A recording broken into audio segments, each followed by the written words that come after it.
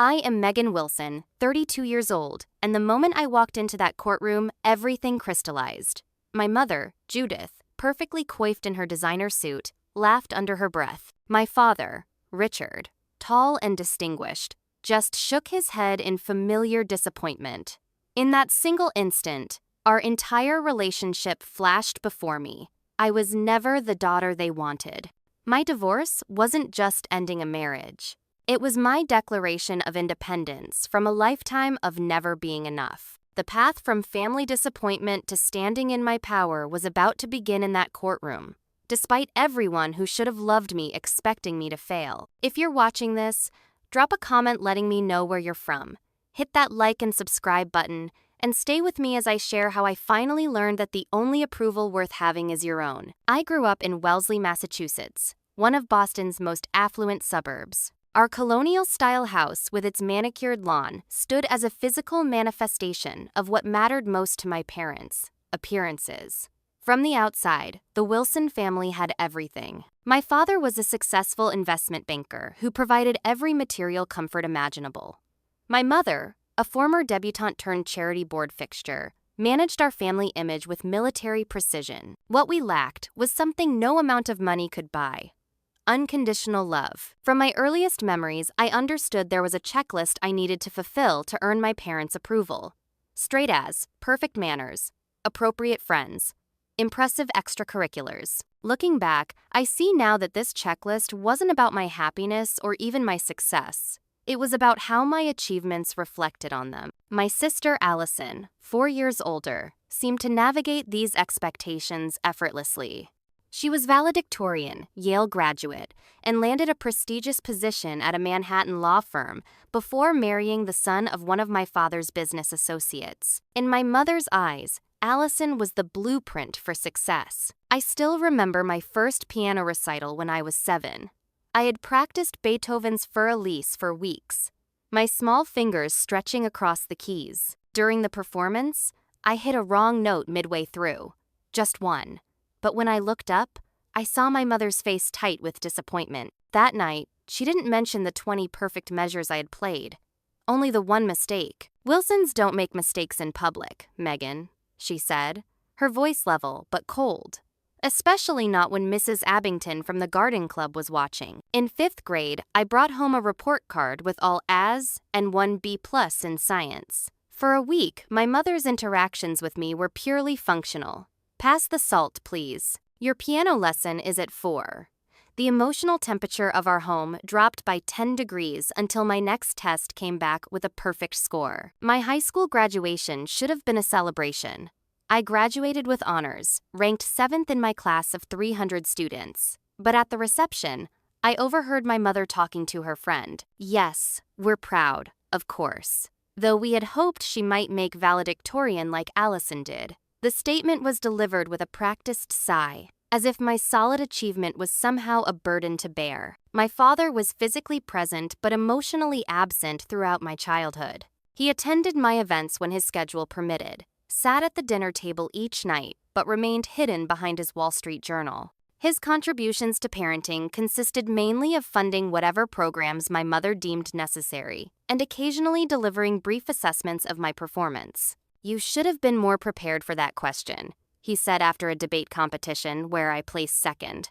"Not good job or you spoke well, just a critique wrapped in disappointment." Living in this environment, I became a master at reading rooms and anticipating needs. I learned that temporary peace could be purchased with achievement, that silence was often safer than expression. I developed the ability to make myself smaller, less noticeable, to avoid becoming a target for criticism. When praise came, it was always conditional, always with an implied but attached. Even my clothing became a battlefield. My mother took me shopping, selecting outfits that were appropriate for a Wilson. When I expressed interest in the trendy styles my friends wore, she would purse her lips. "We're not trying to look like everyone else, Megan. We have standards to maintain." By 16, I had developed a deep well of insecurity beneath a carefully constructed facade. I joined every club that might impress, studied until midnight most nights, and still felt the constant hum of anxiety that I wasn't doing enough, wasn't being enough. While other teenagers rebelled, I doubled down on perfection, believing that if I just tried harder, achieved more, somehow I would finally earn the unconditional love that should have been my birthright. College applications became another measure of my worth. When Harvard rejected me despite my 4 gigapascals and numerous extracurriculars, my mother didn't hide her disappointment. "Well, I suppose Northwestern is still respectable," she said, as though I'd chosen a community college instead of a top-ranked university. Those 4 years in Chicago gave me my first taste of freedom. Away from the daily scrutiny, I began to discover who I might be outside of my parents' expectations. I made friends who liked me for myself, not for my family name or achievements. I explored interests based on curiosity rather than resume-building potential. But the patterns established over 18 years don't disappear in 4. Even 1,000 miles from home, I found myself hearing my mother's voice in my head, questioning my choices, reminding me of the standards I was failing to meet. Phone calls home became exercises in curating my experiences, sharing only what would meet with approval. When I graduated and moved back to Boston for my first job at a marketing firm, I slipped easily back into old patterns. Sunday, dinners at my parents' house became weekly assessments of my progress or lack thereof in building an appropriately impressive adult life. My apartment was quaint but surely temporary. My job was a start, though not quite what we had envisioned for you. And always, the comparison to Allison, who by then had made partner at her firm and was expecting her first child right on schedule according to our mother. I was 23. Accomplished by most standards, but still the family disappointment when Mark Reynolds walked into my life and everything changed. Or so I thought. I met Mark at a client meeting. He worked for an investment firm that had hired my marketing agency. And from the moment he walked into the conference room, he commanded attention. Tall, with dark hair always perfectly styled, wearing suits that screamed success, Mark had the kind of confidence I had always tried to manufacture but never quite achieved. During that first meeting, he challenged several of my ideas, but with a charming smile that somehow made the criticism seem like flirtation. When he asked for my card afterward, I felt a flutter of excitement I hadn't experienced before. "Your presentation was impressive," he said, his eyes holding mine a beat longer than necessary. "Though I think we could push the concept further. Maybe we could discuss it over dinner?" Our first date was at an exclusive restaurant where he knew the maitre d' by name. Mark ordered for both of us without asking what I wanted, but somehow chose exactly what I would have selected. He asked questions about my work, my background, and actually seemed interested in my answers. After months of awkward dates with men who either talked only about themselves or seemed intimidated by my education, Mark's focused attention felt like stepping into sunshine after a long winter. "You're different from other women I've dated," he told me over dessert. "You have substance, ambition. I like that." What I didn't recognize then was how his compliments always contained subtle comparisons, evaluations. Just like my parents, Mark was scoring me, seeing how I measured up against an invisible standard. He called the next day to schedule our second date, and by the third week, we were seeing each other almost every night. Mark's life seemed glamorous compared to mine. He knew the best restaurants, had connections at exclusive clubs, and moved through Boston's social scene with ease. Being on his arm made me feel special in a way I had never experienced. When he took me to meet his parents after just 2 months, a power couple even more intimidating than my own, they welcomed me warmly. "Mark says you're quite the rising star at your agency," his father said, and I glowed under the rare praise. The real test came when I brought Mark to Sunday dinner at my parents' house. I had warned him about their critical nature, their high standards, but to my shock, they were nearly charmed from the first handshake. "Princeton undergraduate and Wharton MBA," my father remarked, clearly impressed, "and already a senior analyst at Kingsley Partners. You've done well for yourself." My mother, who normally interrogated any friend I brought home, was almost fawning. "Mark, you must tell us more about your family's summer home in Newport. We've been considering purchasing property there ourselves." In the kitchen afterward, while Mark charmed my father with market talk, my mother whispered, "He's quite a catch, Megan. Don't mess this up." For the first time in my life, I had brought home someone that met with their approval. The rush of finally measuring up was intoxicating. Mark proposed 8 months after we met, during a weekend trip to Nantucket. The ring was massive, ostentatious even. Exactly the kind of statement piece my mother would love. When I called my parents with the news, my mother actually squealed a sound I had never heard from her before. "Oh, Megan, finally. We need to start planning immediately. The Bartons just had their daughter's wedding at the Boston Harbor Hotel. But we can do better than that." What should have been our special moment immediately became her project. Mark seemed happy to let my mother take control of the wedding preparations, agreeing with her suggestions about venues, flowers, guest lists. When I expressed a preference for something smaller, more intimate, they exchanged a look over my head. "Darling," Mark said, using the pet name that always preceded a dismissal, "this is about families coming together. Your mother knows what's appropriate." The wedding planning consumed the next 10 months. My mother and Mark's formed an alliance, trading ideas for how to make the event more impressive, more Instagram-worthy. I found myself relegated to the role of model and mannequin, trying on dresses they selected, practicing the smile I would wear in photographs. Looking back, I should have seen the warning signs. The way Mark would correct my table manners at restaurants with expensive wine lists. How he would interrupt me mid-sentence to clarify what I meant to say. The subtle eye roll when I expressed an opinion that differed from his. The expectation that I would cancel plans with friends if he suddenly wanted to do something else. But these red flags were so familiar, so similar to how I had been treated my entire life, that they felt almost like home. And when I stood in the Boston Cathedral in my couture gown, looking at my mother's face shining with a pride I had craved my entire life, I mistook her approval of my choice for approval of me. Our wedding day is a blur in my memory now. I remember flashes the cathedral filled with 500 guests, most of whom I barely knew. The photographer constantly pulling us into poses. Mark getting progressively drunker at the reception while I remained sober to maintain the perfect image. Dancing with my father, who actually said, "You've done well, Megan. He's a good match for our family." Not a good match for me.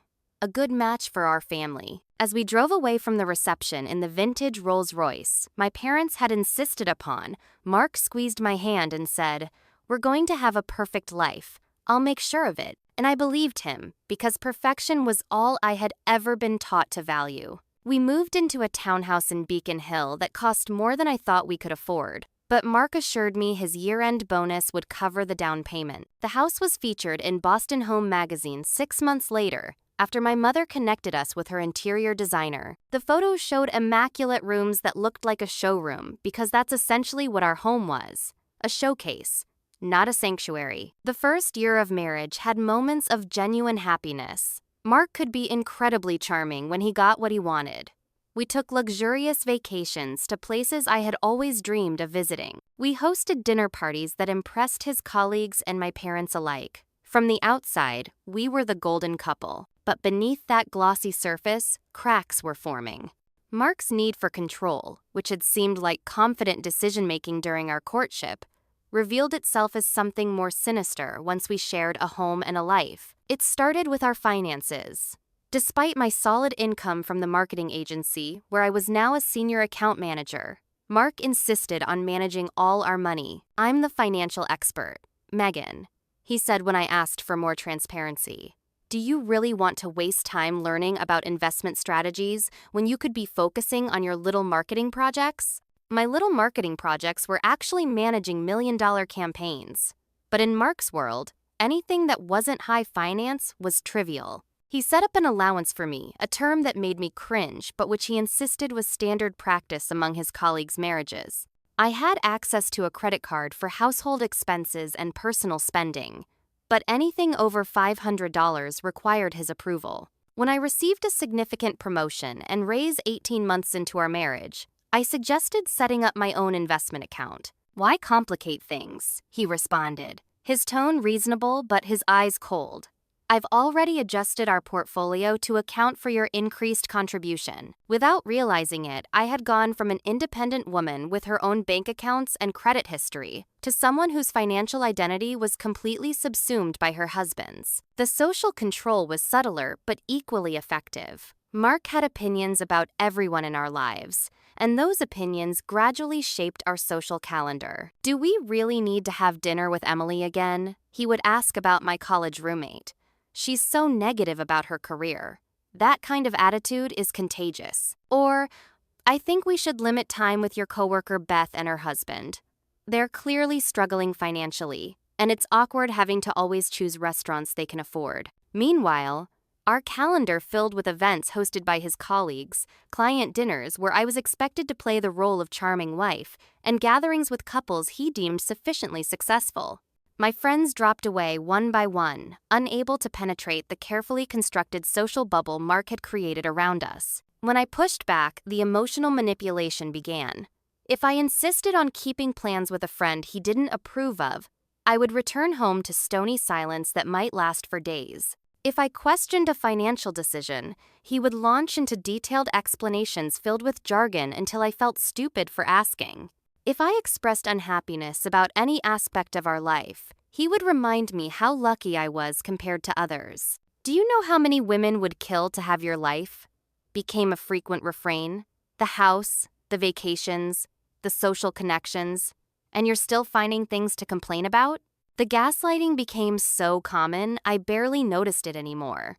If I remembered a conversation differently than he did, I was confused again or making things up. If I was certain he had agreed to something he later opposed, he would look at me with concern and say, "Megan, we never discussed that. I'm worried about these memory issues you're having." My parents, far from being allies, became unwitting accomplices in my slowly eroding sense of self. During our bi-weekly dinners at their home, my mother would gush about what a catch Mark was, how fortunate I was that he had chosen me. "He reminds me so much of your father when we first married," she told me once while we cleared dishes in the kitchen. "So decisive, so clear about what he wants.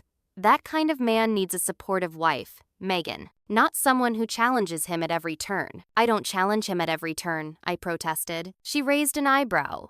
"He mentioned you've been questioning his investment choices. A man like Mark needs to feel respected, especially in his area of expertise." That was when I realized Mark wasn't just managing me at home. He was managing my image with my parents, reporting my deficiencies as a wife to them before I even had a chance to share my side of the story. The isolation grew more profound as Mark's control tightened. Even my sister Allison, who had once seemed like the perfect daughter, reached out less frequently. Later, I would learn that Mark had told her I was going through some things and needed space from family stress. 3 years into our marriage, the facade cracked publicly at a dinner with Mark's colleagues. I had just successfully landed a major automotive client for my agency, and when someone asked about my work, I enthusiastically shared details about the campaign strategy. Mark's hand tightened around his wine glass as I spoke. When I finished, he laughed dismissively and said, "What Megan means is that her team created some cute commercials for the dealerships. Nothing as complex as the restructuring deal we're working on, of course." The table laughed, and I felt my face burn with humiliation.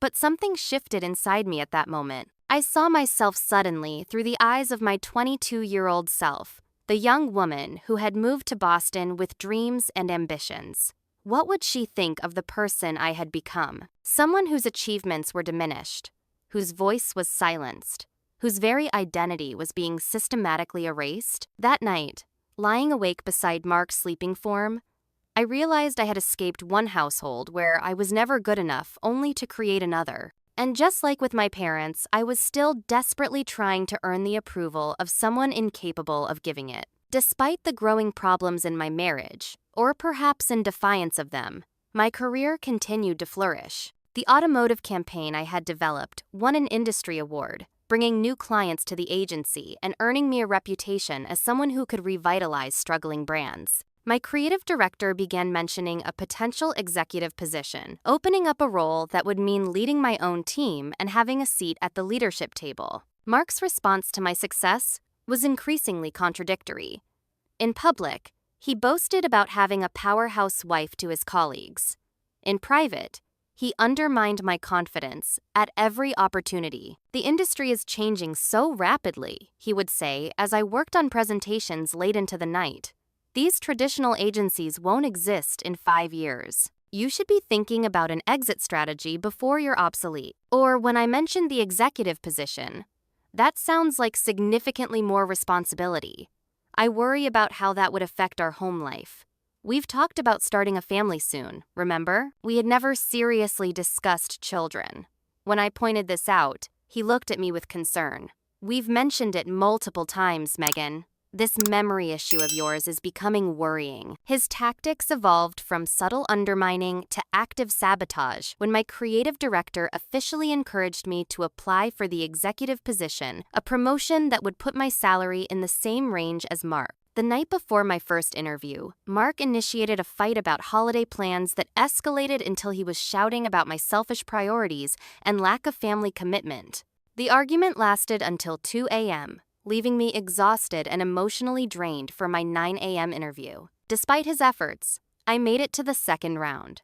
The final step was presenting a comprehensive growth strategy to the agency's executive team. I spent weeks preparing, staying late at the office to avoid Mark's interruptions at home. The night before this crucial presentation, I returned home to find Mark uncharacteristically solicitous. He had ordered dinner from my favorite restaurant and opened an expensive bottle of wine. "You've been working so hard," he said, refilling my glass repeatedly. "You deserve to relax tonight." I woke at 3 a.m. with a pounding headache to discover my laptop missing from its bag. After searching frantically, I found it in Mark's home office, the battery completely drained. When I plugged it in, I discovered that my presentation files had been corrupted, an unfortunate technical glitch, Mark suggested when I woke him. I sat on our bathroom floor, door locked, fighting panic and tears. Then a strange calm settled over me. I had been preparing for this moment my entire life. Growing up with parents who constantly moved the goalposts of success had taught me nothing if not resilience. I took a shower, made coffee, and went to our guest room with a notebook. For the next 3 hours, I recreated my entire presentation from memory. It wouldn't have the polished graphics or animated transitions of the original, but the strategy, my strategy, was still sound. I arrived at the agency with bloodshot eyes, but a complete presentation rebuilt on a borrowed laptop from the reception desk. And I nailed it.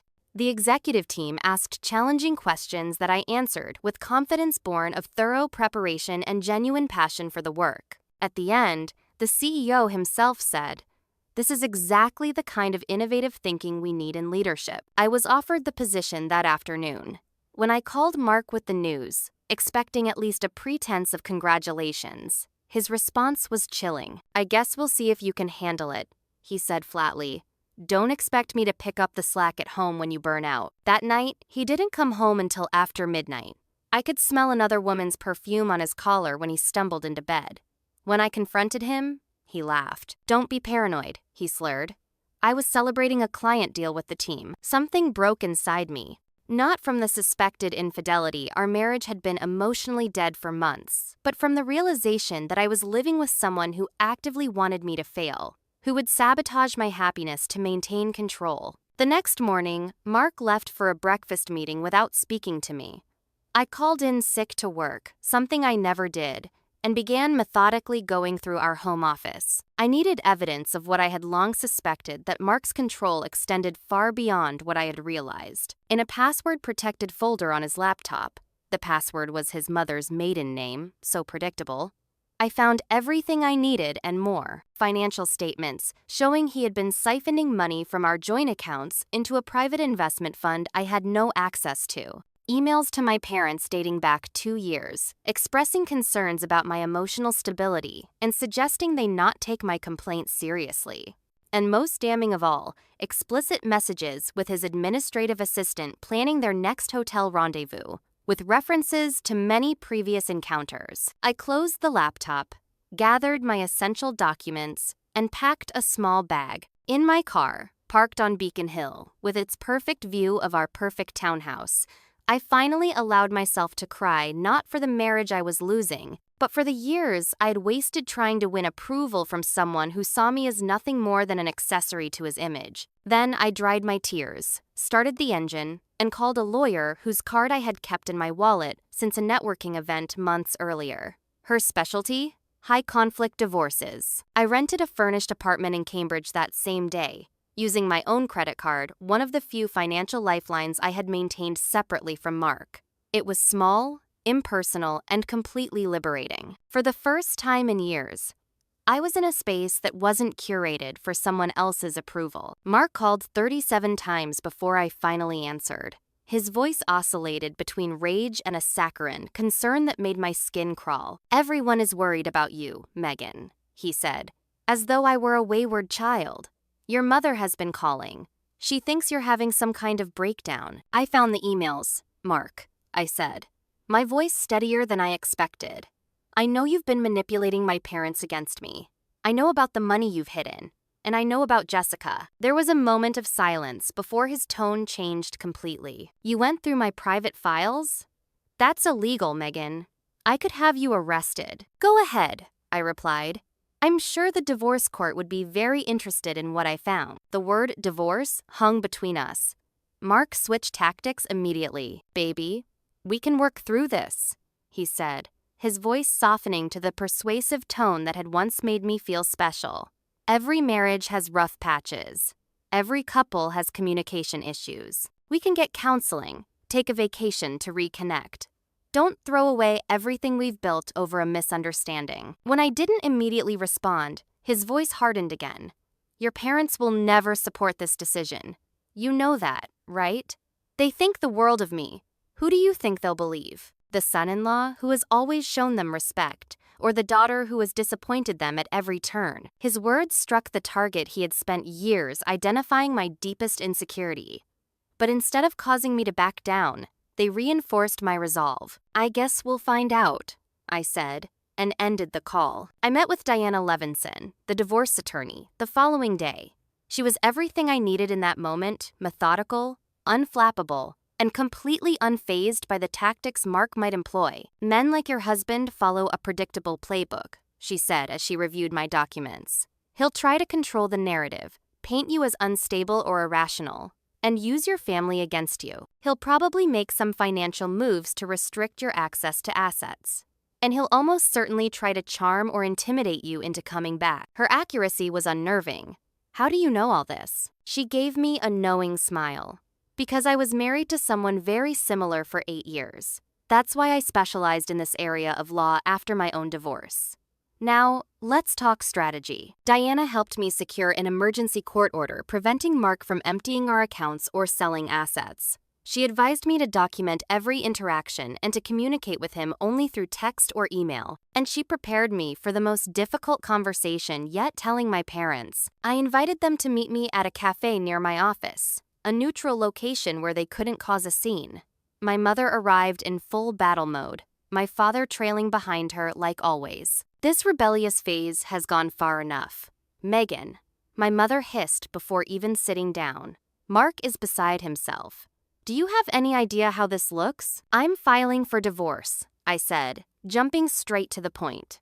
"Mark has been financially and emotionally abusive, and he's been having an affair with his assistant." My father finally looked directly at me, his expression shocked. My mother's reaction was more telling. "Every marriage has its challenges," she said dismissively. "Men in powerful positions sometimes make mistakes. That's no reason to throw away a perfectly good marriage. What will people think?" "Did you hear what I said?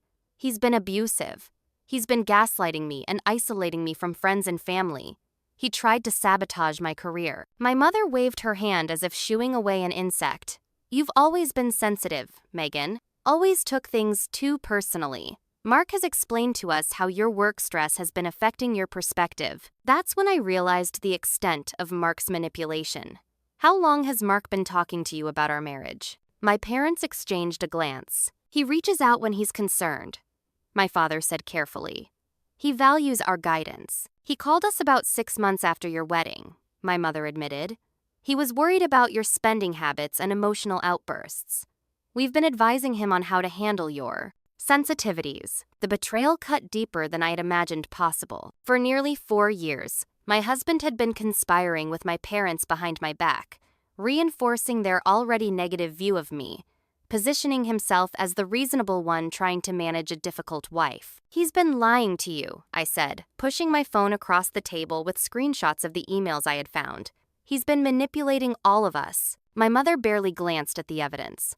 "I think you're overreacting to marital problems by involving us. The appropriate step would be counseling, not divorce. I've already scheduled a family dinner for Sunday," she continued as if I hadn't spoken. I've invited Dr. Brenner. You remember him? Your father's colleague from medical school? He specializes in mood disorders. We can all discuss this rationally. I stared at her in disbelief. You're staging an intervention? For me choosing to leave an abusive marriage? Don't be dramatic, Megan. We're trying to help you make better choices. I gathered my things and stood. I won't be at dinner on Sunday or any other day until you're ready to listen to me instead of Mark. I'm your daughter. I should have been able to count on you to protect me, not conspire with someone who has been hurting me. As I left, my father called after me, but my mother pulled him back, already on her phone calling Mark, no doubt, to report on my erratic behavior. That evening, I received a text from an unexpected source, Allison. We had drifted apart over the years. Her perfect life and my struggles creating a gulf neither of us knew how to bridge. Can we meet? Was all she wrote. We met for coffee the next morning. My flawless older sister looked uncharacteristically disheveled, with dark circles under her eyes. Mom called me, she said without preamble. She wanted me to talk some sense into you about this divorce idea. I braced myself for another lecture. But before I even considered doing that, she continued, I need to ask you something. She took a deep breath. Are you okay?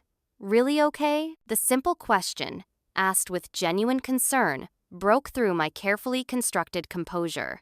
To my horror, I began to cry in the middle of the cafe. Allison moved to sit beside me, putting an arm around my shoulders. I thought so, she said softly.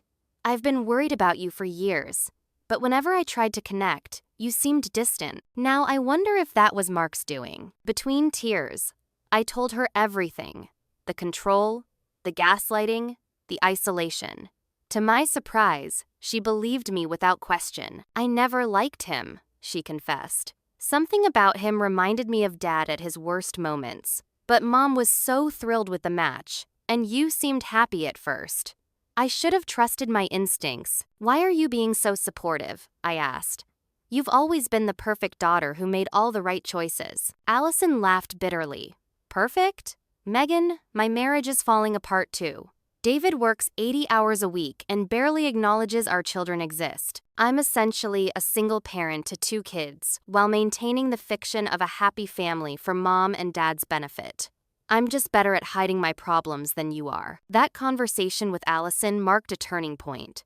For the first time, I had an ally in my family who understood the toxic dynamics at play. She couldn't openly defy our parents, but she provided emotional support and practical help as I navigated the divorce process. The following weeks were a masterclass in manipulative tactics as Mark pulled out all the stops to regain control. He froze the accounts the emergency order hadn't protected. He sent pleading emails followed by threatening ones, sometimes within hours of each other.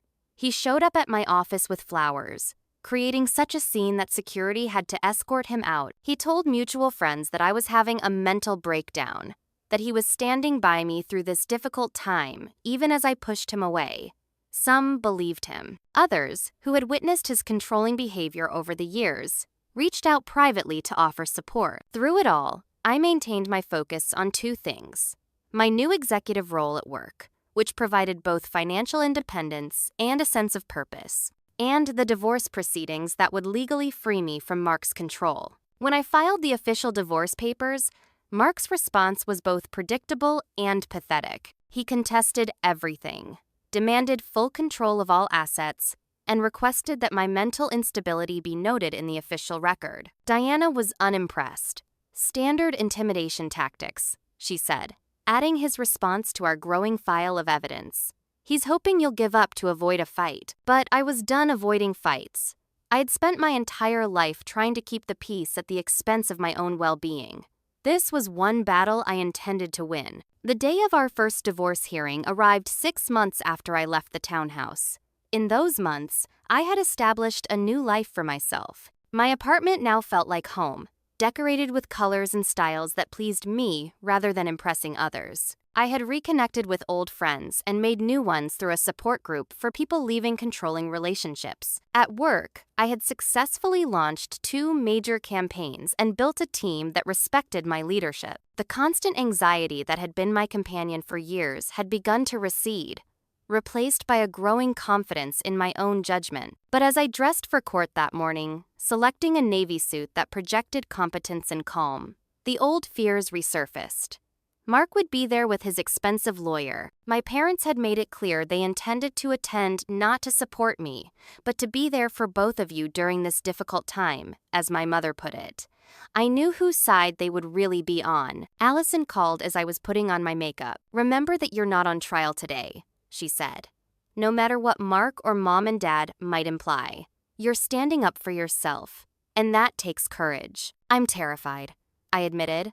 "What if the judge believes Mark's version of events?" "That's why you have evidence," she reminded me. "Documents don't lie. Stick to the facts and let Diana handle the legal maneuvering." I arrived at the courthouse 30 minutes early, as Diana had advised.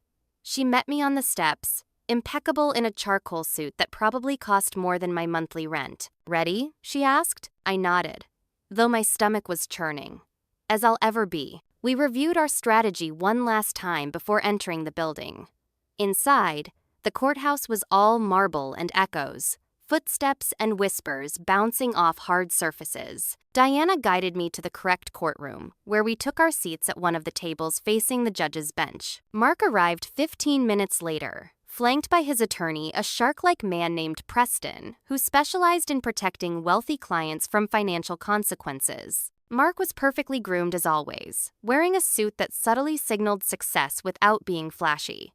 He nodded at me coldly before taking his seat at the opposite table. Then my parents walked in. My mother was dressed as if for church, in a conservative dress and pearls. My father wore a somber expression, along with his tailored suit. They chose seats directly behind Mark's table, a visual statement of allegiance that couldn't have been clearer if they'd worn Team Mark t-shirts. This was the moment I had been dreading for months. As I walked into the courtroom, my mother laughed under her breath and my dad shook his head. Their disappointment and judgment were palpable, hanging in the air like a toxic cloud. In that instant, I was transported back to every piano recital, every report card day, every moment when I had failed to meet their impossible standards. But something unexpected happened as I took my seat beside Diana. Instead of shrinking under their disapproval, I felt a strange sense of calm. Their reaction was so predictable, so consistent with the dynamic that had shaped my entire life, that it suddenly seemed almost comical in its transparency. The hearing began with the judge reviewing the case files. Judge Michaels was a no-nonsense woman in her 60s who had seen every possible divorce scenario in her decades on the bench. Her neutral expression gave away nothing as she flipped through our submissions. Mark's attorney spoke first, painting a picture of a troubled wife who had abandoned a devoted husband without warning. "Your Honor, my client has been blindsided by these proceedings," Preston declared. "Mrs. Reynolds has a history of emotional volatility that has concerned her family for years. My client has been patient and supportive throughout their marriage, only to be rewarded with false accusations and unreasonable financial demands." I felt my face flush with anger at the blatant lies, but Diana squeezed my arm gently, reminding me to maintain composure. When it was our turn, Diana was methodical and precise. "Your Honor, we have submitted extensive evidence demonstrating a pattern of financial and emotional abuse by Mr. Reynolds. This includes documentation of funds hidden from my client, communications showing Ms. Reynolds actively undermining my client's relationship with her family, and evidence of his infidelity with a subordinate at his firm." She laid out our case point by point, referencing specific exhibits that contradicted Mark's narrative. As she spoke, I watched the judge's face, noting the slight narrowing of her eyes when Diana mentioned the hidden account. Additionally, Diana continued, "We have submitted affidavits from my client's therapist documenting the emotional impact of Ms. Reynolds' controlling behavior, as well as statements from colleagues who witnessed instances of public humiliation and undermining." I risked a glance at my parents during this recitation. My mother's face remained impassive, but my father looked distinctly uncomfortable. Mark's expression had darkened, his jaw clenched tight enough that I could see a muscle twitching in his cheek. When Diana presented evidence of Mark's affair, including hotel receipts and explicit messages, I heard my mother's sharp intake of breath. This, apparently, was news to her. Mark had managed to conceal this particular transgression from his strongest allies. The judge called a brief recess before testimony would begin. As we stood, Mark leaned over to whisper something to his lawyer. His face flushed with anger. My mother approached, ignoring me completely to speak directly to Diana. This public airing of private matters is unnecessary and harmful to both families, she said tightly. Surely we can reach a more discreet resolution. Diana smiled politely. Mrs. Wilson, I represent your daughter, not you. If you have concerns about the proceedings, I suggest you discuss them with Mr. Reynolds' counsel. When we returned to the courtroom, it was time for direct testimony. I took the stand first, swearing to tell the truth before taking my seat. Diana guided me through our prepared questions, having me explain the progression of Mark's controlling behavior, providing specific examples that corresponded to the evidence we had submitted. Throughout my testimony, I kept my voice steady and factual, resisting the urge to glance at my parents or Mark. This wasn't about convincing them anymore. It was about speaking my truth to someone who had the power to help me escape. When Preston cross-examined me, he attempted to portray me as emotionally unstable and financially irresponsible. Mrs. Reynolds, isn't it true that you have a history of what your own mother describes as emotional overreactions? He asked, smirking slightly. Objection, Diana called. Hearsay and irrelevant. Sustained, the judge responded. Counsel, restrict your questions to facts pertinent to this case. Preston tried another approach.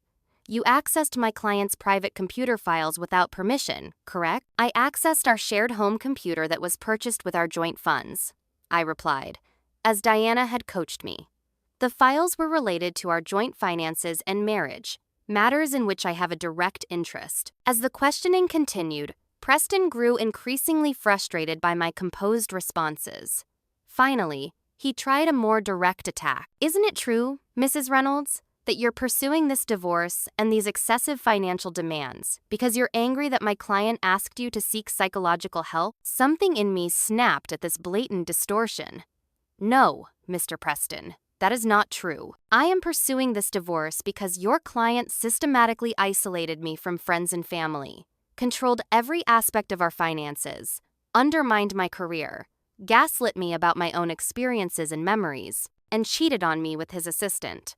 I have provided evidence for each of these claims, while your client has offered nothing but character assassination in his defense. A small murmur ran through the courtroom. Judge Michaels called for order before instructing Preston to move on. When Mark took the stand, his testimony started with the charm offensive that had once been so effective on me. He spoke of his deep love for me, his concern about my fragile emotional state, and his desire to protect our marriage, despite my sudden and inexplicable decision to leave. But as Diana's cross-examination progressed, systematically dismantling his narrative with documented evidence, Mark's facade began to crack. When she presented emails showing how he had manipulated my parents against me, his answers became defensive and contradictory. So, you never told Mrs. Wilson's parents that she was emotionally unstable? Diana asked. I may have expressed concern about her well-being, he hedged. Please look at Exhibit 27, an email from you to Richard Wilson, dated March 12th of last year.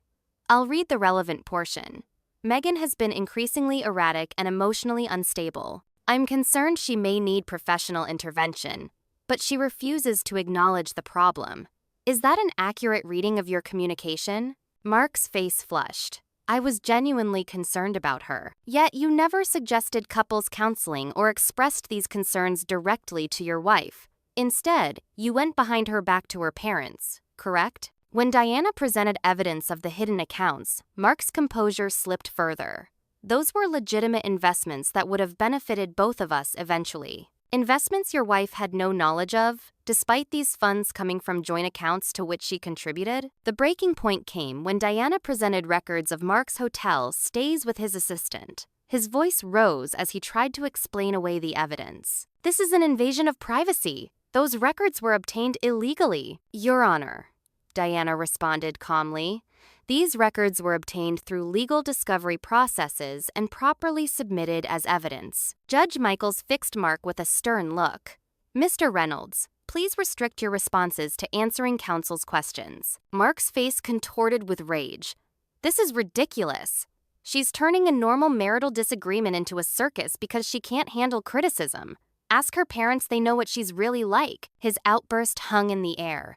The mask of reasonableness completely dropped. In that moment, everyone in the courtroom saw what I had been living with for years. The judge called another recess, instructing both attorneys to meet her in chambers.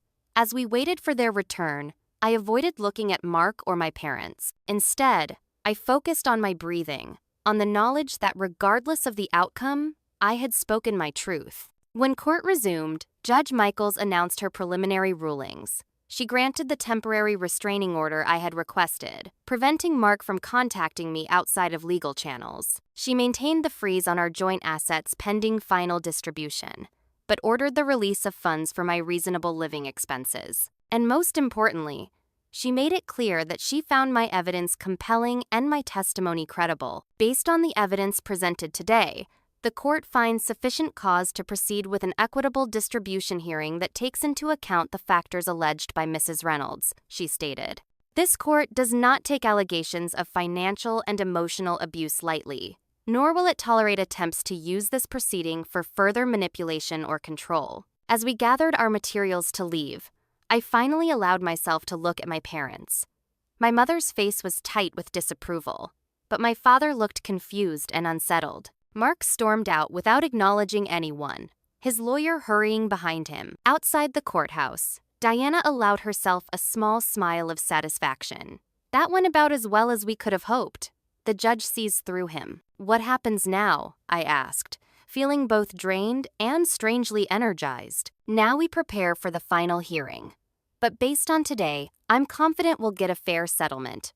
Mark showed his true colors in there, and the judge noticed. As Diana walked to her car, I stood alone on the courthouse steps, breathing in the spring air. For the first time in years, perhaps in my entire life, I had stood up for myself against those who sought to diminish me, and I had been heard. The road ahead would still be challenging, but I had found a strength I didn't know I possessed. That evening, as I sat on the small balcony of my apartment watching the sunset over Cambridge, my phone rang.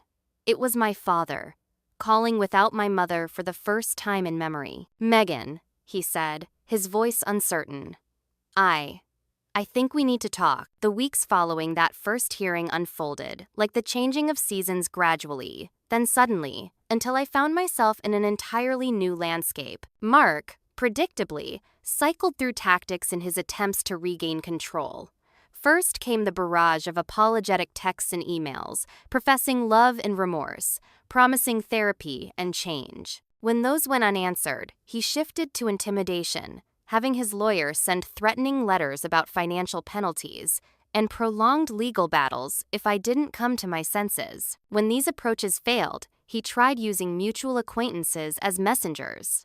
"Mark seems really broken up about everything," our former neighbor commented when we ran into each other at a coffee shop. "He says there's been a huge misunderstanding." I had prepared for these encounters with my therapist, Dr. Chen, who had been an essential support throughout the process. People who haven't experienced this kind of relationship often don't understand the distinction between normal marital conflict and systematic abuse, she had explained. You don't owe them your story, but having a simple response ready can help maintain your boundaries. So I would smile and say some variation of, "This is a private legal matter that's being handled by our attorneys," before changing the subject or ending the conversation. My parents' reaction to the hearing evolved in unexpected ways.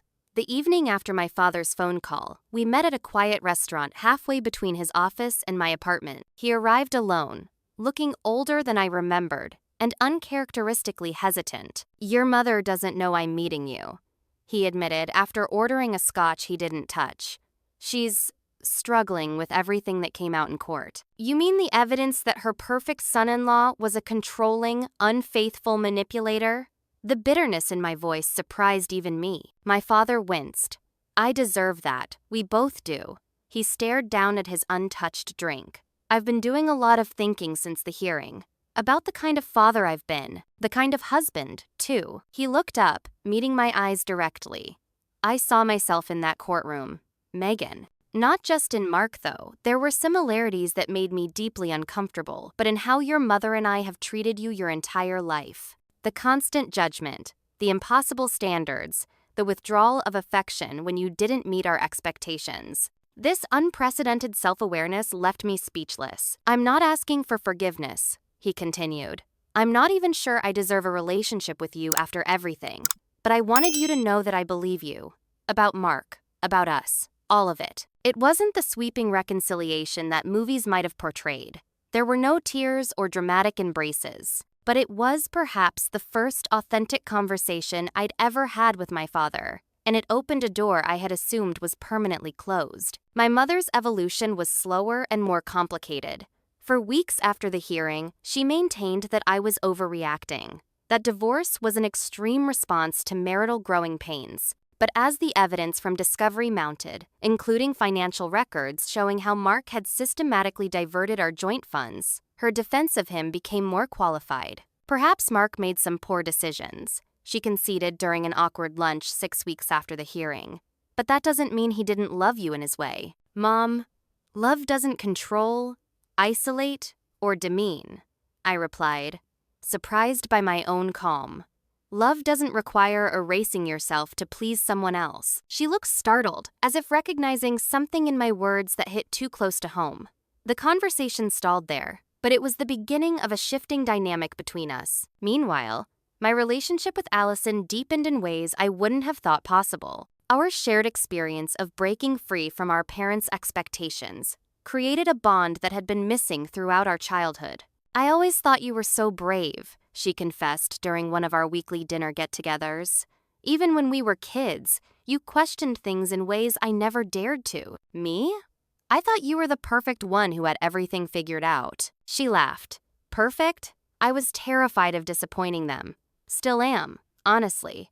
That's why I'm still in this marriage that's been empty for years. This revelation led to many late-night conversations about our shared childhood and the patterns we had each carried into adulthood. Allison began her own therapy and tentatively started discussing separation options with a lawyer friend. I'm not ready yet, she admitted. But watching you stand up for yourself has made me believe it might someday be possible for me too. As the divorce proceedings continued, the settlement negotiations became a battle of attrition. Mark's initial proposals were laughably one-sided, attempting to leave me with minimal assets despite Massachusetts' equitable distribution laws. Diana was unimpressed. He's hoping you'll get tired of fighting and settle for less than you deserve, she explained. It's another form of control. But Mark miscalculated. The more he fought, the more determined I became. When Diana presented our counteroffer, which included a fair division of assets and compensation for the funds he had diverted, his lawyer finally advised him to negotiate reasonably, or risk the judge making an even less favorable ruling. The turning point came unexpectedly. 8 months into the proceedings, Diana called with surprising news. Mark's dating someone new, she said. Apparently, quite seriously. His attorney has suddenly become much more amenable to settling quickly. Already? Who I started to ask, then realized I truly didn't care. The knowledge brought only relief, not pain. Never mind. That's actually great news if it means we can wrap this up. Within weeks, we had a settlement agreement that Diana deemed fair. I would keep my retirement accounts and investments, receive half the value of the townhouse, and recover a significant portion of the funds Mark had diverted. Most importantly, I would be legally free of him. The final court date arrived on a crisp autumn morning, almost exactly 1 year after I had walked out of our townhouse. The judge reviewed our settlement agreement, confirmed that both parties entered into it willingly, and granted the divorce decree. Just like that, with the stroke of a pen, my marriage was over. Outside the courthouse, I felt an overwhelming lightness, as if gravity had suddenly decreased. Diana hugged me, a breach of her usual professional demeanor that showed how invested she had become in my case. How does it feel to be Megan Wilson again? She asked. I smiled, realizing I hadn't given much thought to reclaiming my maiden name, like coming home to myself. My parents had not attended the final hearing, but that evening my mother called. Her attempt at reconciliation was characteristic in its awkwardness. Well, I suppose it's done now, she said, without preamble. Your father and I were thinking you might come for dinner on Sunday. If you're not busy. There was no acknowledgement of her role in enabling Mark, no apology for dismissing my concerns. but there was also none of the cold disapproval that had been her standard response for months. "I appreciate the invitation," I said carefully, "but I think we need to have some honest conversations before we resume regular family dinners. What is there to discuss? It's over now. We should move forward." "Mom, you and Dad actively undermined me and supported Mark for years. You dismissed my concerns and tried to pressure me into staying in an abusive marriage. We can't just pretend that didn't happen." The silence that followed was so long I thought she might have hung up. "I don't know how to be different than I've always been, Megan," she finally said, her voice small. It wasn't an apology, but it was perhaps the most honest thing my mother had ever said to me. "I don't expect you to transform overnight, but I need acknowledgement and boundaries if we're going to have a relationship going forward." We agreed to meet with a family therapist, a concession I never expected my mother to make. The sessions were difficult, with old patterns of communication constantly reasserting themselves, but they were a beginning. Meanwhile, I continued rebuilding my life.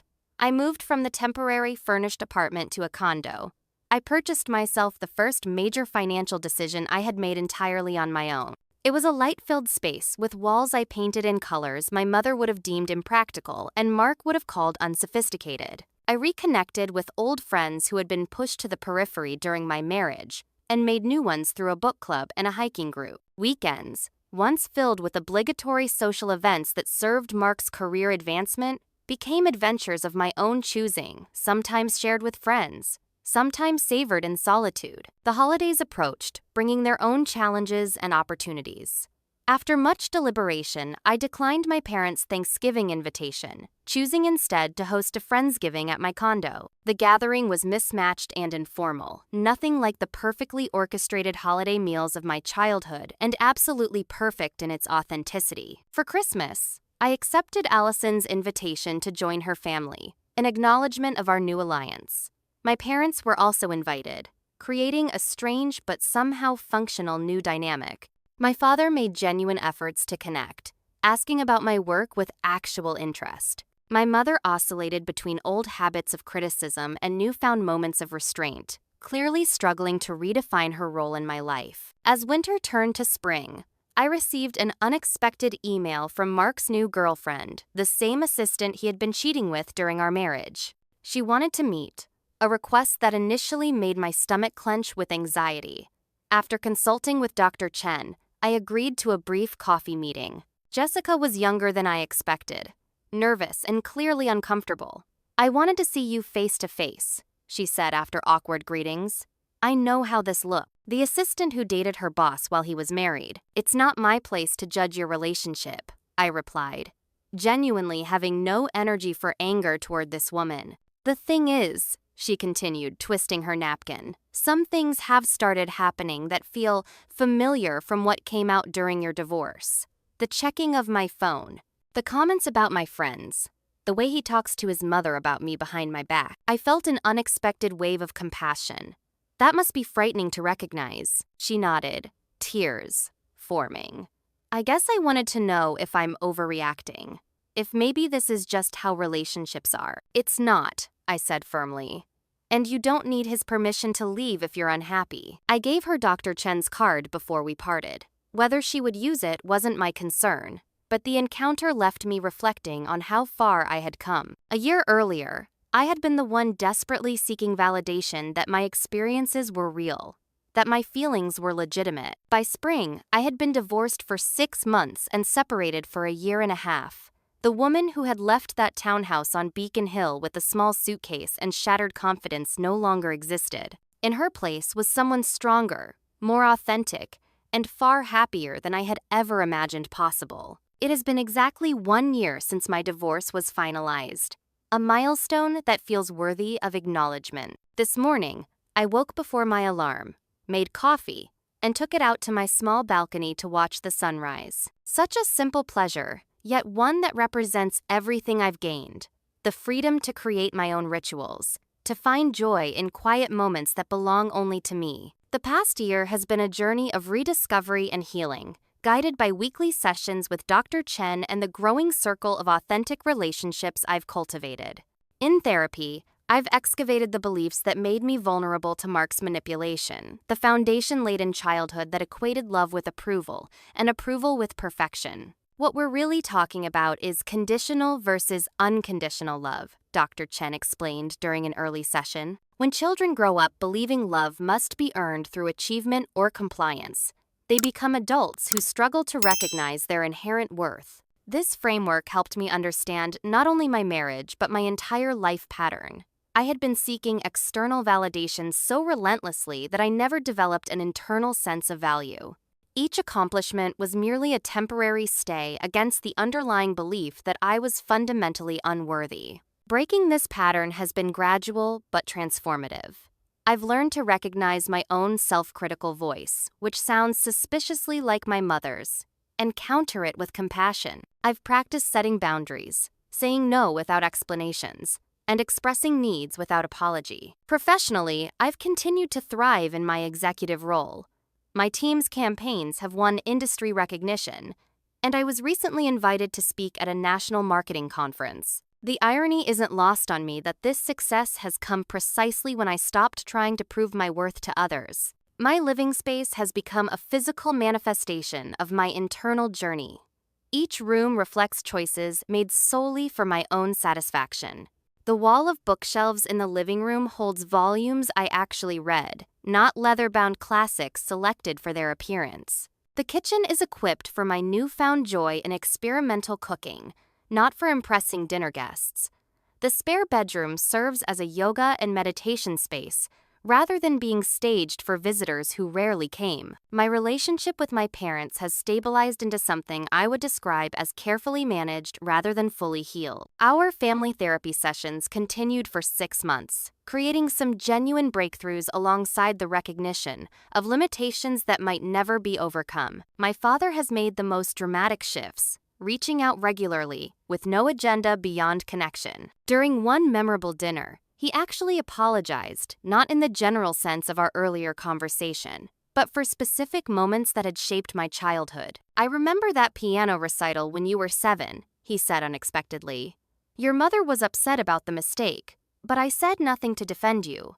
I should have. I failed you in that moment, and in countless others like it." My mother's evolution has been more constrained by her inability to examine her own behavior critically. She has learned to bite back some of her more judgmental comments, and occasionally expresses interest in my life that seems genuine rather than evaluative. But her core belief that appearances matter above all else remains largely intact. "Your mother may not be capable of the kind of relationship you deserve," Dr. Chen warned me. "Part of healing is accepting others' limitations and adjusting your expectations accordingly." This has meant establishing clear boundaries about how and when we interact. Sunday dinners have been replaced by monthly lunches in public places where behavior tends to be more moderated. I no longer share personal struggles with her, having accepted that her responses will invariably focus on how situations appear rather than how they feel. With Allison, however, I've developed the sister relationship I always longed for. Our shared understanding of our upbringing has created a shorthand that allows for both support and humor. She has begun her own journey toward autonomy, filing for separation from her husband and establishing a co-parenting arrangement that prioritizes her children's emotional health in ways our parents never considered. "You were the trailblazer," she told me recently. "Watching you rebuild your life gave me permission to imagine a different future for myself." As for Mark, he has become increasingly peripheral to my consciousness. The financial ties have been severed, the legal obligations fulfilled. I heard through mutual connections that his relationship with Jessica ended after 4 months, followed quickly by another with a junior analyst at his firm. The pattern is so predictable, it would be almost comical if it weren't for the real pain he continues to inflict. Dating again has been a deliberate and cautious process. After 6 months of focusing solely on my own healing, I accepted an introduction from a colleague to her brother, a landscape architect named James. Our coffee date was refreshingly straightforward, no power plays, no subtle put-downs disguised as jokes, just genuine conversation between two adults. Since then, I've had a handful of connections ranging from brief to promising. The difference now is that I approach relationships from a position of wholeness rather than need. I'm no longer seeking someone to complete me or validate my worth. Instead, I'm open to genuine connection with people who appreciate the person I've become. The most profound change, however, has been my relationship with myself. Where once there was a constant internal critic tallying every failure against impossible standards, there is now compassion and even friendship. I've learned to celebrate my strengths without needing them to be exceptional, to acknowledge my weaknesses without shame, and to recognize that neither defines my fundamental worth. Last month, something extraordinary happened. I was having dinner with my parents, one of our managed monthly interactions, when my mother made a typical comment about my hairstyle being a bit young for me. In the past, such a remark would have triggered immediate insecurity and defensiveness. Instead, I found myself feeling a wave of something unexpected: pity. I suddenly saw my mother clearly not as the towering judge of my childhood, but as a woman so imprisoned by concerns about appearance and status that she had missed countless opportunities for genuine connection. In that moment, I realized that her opinion of my hair or anything else simply didn't matter to me anymore. "I like it this way," I said simply, without defensiveness or explanation. Then I changed the subject. Later that evening, as I drove home, I realized what had happened. After 32 years of desperately seeking my parents' approval, I had finally, truly stopped needing it. The liberation was so complete that I had to pull over because I was crying too hard to drive safely, not from sadness but from overwhelming relief. That moment in the courtroom a year and a half ago, my mother's dismissive laugh, my father's disappointed headshake had been the culmination of a lifetime of conditional love, but it had also been the catalyst for my transformation. Their disapproval, once devastating, had become irrelevant in the face of my hard-won self-acceptance. The journey from that courtroom to this moment hasn't been linear or simple.